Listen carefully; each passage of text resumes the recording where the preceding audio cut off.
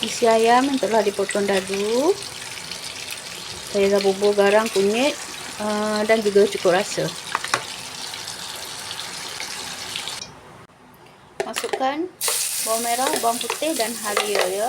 Ini kita akan potong sahaja. Tumis, tumbuk ya. Ni chopper. Bawang merah, bawang putih, halia ya. Kita akan tumis. Okey, masukkan isi ayam yang digoreng tadi ya. Kita akan kacau-kacau bagi isi ayam tu meresap dengan bahan yang kita tumis tadi ya. Masukkan air sedikit untuk buat kuah.